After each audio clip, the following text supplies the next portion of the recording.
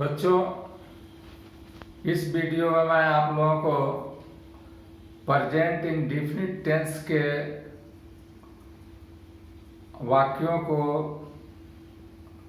Passive में किस तरह से बदलेंगे, एक्टिव वाक्य सेंटेंस को पैसिव में किस तरह से बदलेंगे, ये मैं बताने जा रहा हूँ। अब देखिए कि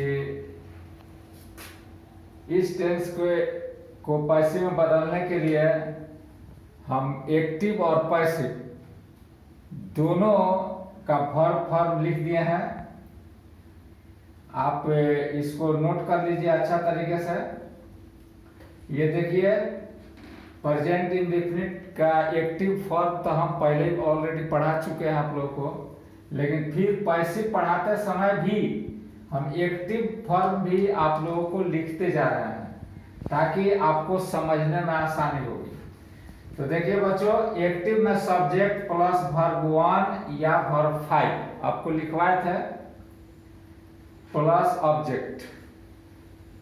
पैसिव में देखिए क्या होता है कि यही ऑब्जेक्ट जो है पैसिव का सब्जेक्ट बन जाता है और इसके बाद से इस यहाँ जो सब्जेक्ट का स्थान पर जो नाउन या प्रोनाउन जो भी आएगा उसके नंबर पर्सन के अनुसार इज, आर, एम तीनों में से कोई एक का हम चुनाव करके रख देंगे। उसके बाद वर्ब 3 आएगा पैसिव में, उसके बाद बाई आएगा, उसके बाद एजेंट आएगा। ये एजेंट कहां से आ गया आप जानिए कि यही जो सब्जेक्ट है, जो डूअर होता है, वर्ब को करने वाला होता है, पैसिव में जाकर के वो लास्ट में चला जाता है और उसको एजेंट कहा जाता है। और इसका जो ऑब्जेक्ट है ये सब्जेक्ट का स्थान पर आ जाता है। इसका सब्जेक्ट जो है ऑब्जेक्ट का स्थान पर चला जाता है ये, और उसको एजेंट कहते हैं। देखिए यहाँ पर ये ऑब्जेक्ट यहाँ पर आ गया है, सब्जेक्ट का स्थान पर आकर के अब बैठ गया है। तो इसी के अनुसार इज, आर, एम हम यहाँ बैठा देंगे। अब आप उदाहरण देखिएगा, आपको बात समझ में आ जाएगी। देखिए ये एक्टिव है, ये ही हेल्प्स मी। यहाँ पर देखिए इसके अनुसार ये सब्जेक्ट है, ये वर्ब 5 यहाँ पर लगा हुआ है, उसके बाद से ऑब्जेक्ट का स्थान पर मी है। इसी को देखिए किस तरह पैसिव में बदला गया है कि यहाँ पर देखिए हमको पैसिव का पहले आप ये रूल देखिए कि पहले हमको ऑब्जेक्ट रखना है। इस सेंटेंस में ऑब्जेक्ट क्या है? मी। जब इसको सब्जेक्ट के स्थान पर हम ले आएंगे तो ये मी आई हो जाएगा, याद रखिएगा। इसके बाद से इज, आर, एम ये तीनों में से कोई एक हमको रखना है यहाँ पर। तो देखिए आई के साथ एम का प्रयोग होता है, इसलिए आई के साथ हम एम लगा दिए यहाँ पर। इसके बाद वर्ब 3, तो इसमें वर्ब ढूंढिए कहाँ है, तो हेल्प वर्ब है, इसका तीसरा रूप हेल्प होगा, यहाँ हेल्प लग गया। इसके बाद से बाई लगना है अपने से, इसमें देखिए सूत्र में आपके है ये बाई है, बाई आप लिख दीजिए। इसके बाद से एजेंट लिखना है, तो यही एजेंट जो है ये सब्जेक्ट जिसको हम एजेंट कहते हैं पैसिव में, ये सब्जेक्ट यहाँ पर जो ही है ये इस सब्जेक्ट को जब यहाँ ऑब्जेक्ट का स्थान पर ले जाएंगे तो हीम हो जाएगा, याद रखिएगा। तो ये पूरा वाक्य आपका बन गया, ये पैसिव में परिवर्तित हो गया। I am helped by him, ये देखिए। उसके बाद से दूसरा सेंटेंस है he teach you, she teach you.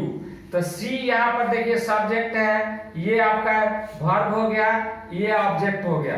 तो हमको यहाँ पर आपको ऑब्जेक्ट को ही वर्ब सब्जेक्ट बनाना है, तो ये यू जो है यहाँ पर सब्जेक्ट का स्थान पर आ गया। उसके बाद से यू के साथ आर लगता है, आर लगा दिए। इसके बाद से क्रिया का तीसरा रूप यहाँ देखिए टीच का टॉट हो गया, यहाँ बाई लगा करके, और फिर इसका जो सी है, सी सब्जेक्ट का स्थान पर है, एजेंट के जगह पर हर बनकर चला जाएगा, हर के ऑब्जेक्ट के स्थान पर इसको हर लिख देना।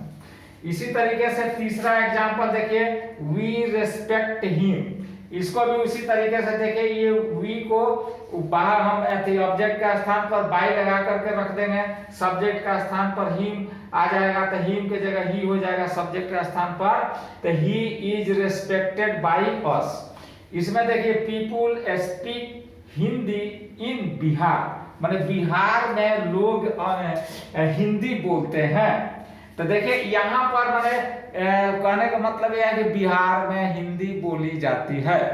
देखिए तो यहाँ सब्जेक्ट रखना कोई जरूरी नहीं है, पैसिव वॉइस में इसका कोई आवश्यकता ही नहीं है। तो देखिए बच्चों, जहां पर सब्जेक्ट की कोई आवश्यकता न हो तो वहां पर हम सब्जेक्ट नहीं रखते हैं, पैसिव में सब्जेक्ट को हटा देते हैं, लुप्त कर देते हैं। केवल यहाँ पर देखिए ऑब्जेक्ट हिंदी है तो हिंदी यहाँ रख देंगे, Hindi is spoken in Bihar, Hindi is spoken in Bihar. ये देखिए यानी कि बिहार में हिंदी बोली जाती है।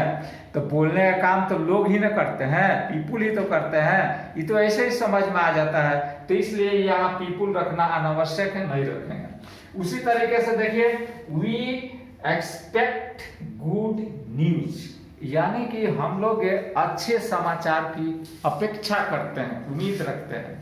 तो ये सब कोई ऐसा करता है, इसलिए यहाँ भी सब्जेक्ट विलुप्त रहेगा।